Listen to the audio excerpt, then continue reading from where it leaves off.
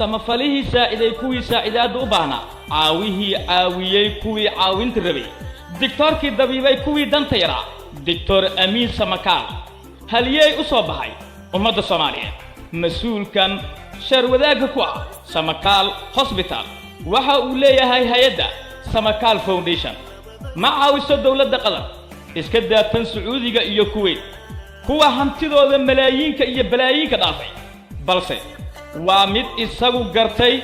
kana caawinaya kuwa aad ku daayar dhawaan waxa uu caawinaad u sameeyay gabar aad u daayar ay u damqan waayeen boqolaal kale markii dhowr mar social media ka soo muuqatay waxa uu u balan qaaday in waxbarashada laga bixiyo waxa uu iibiyay jooradii ay ku seexan lahayd waxa uu u furay akoonkii daqdeeda loogu shubi lahaa samakaal abtiga way caawiyay maanta aad iyo aad u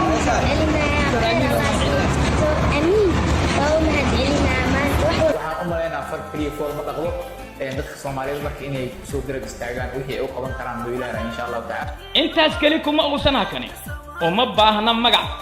umana baahna laga sheego ma aha igu sabirta ay wadaan mas'uuliyiinta dalkeena balse waa damqasho iyo damiir uu dheer yahay kuwa darajada siyaasadeed madaxtinimo wasiir xildhibaan iyo gudoomiyaal huwan haddana aysan ka warhelin bulshadii ay u dhaarteen الرحمن الرحيم مامدا عروتان ايضا دشي وإذا واتنا حالة لهاي سمكال هوسبيتال waxay ballanqaaday inay dukaan u dhisto waa ku mahadsiin dadka kale inay ku daydaan waay codsigeedii waxa ka mid ah inay jeclaadeen inay shaqaysto maadaama uu ayada ay leedahay ama markaas aan kiro ku inay degan tahay waxyaabaha ay ku shaqaysan kartaan ay kamid tahay inay dukaan ka samayso gurigeeda annaga oo arrintaas ka dabaaqayno ama arrintaas ka duuleyno waxaan go'aansan inaan ka caawino in dukaankaasi ay samaysato hooyadu si ay ugu shaqaysato waana inta tabarteena daarama oo isla haddii aan awoodno markastana isbitaalka samakaal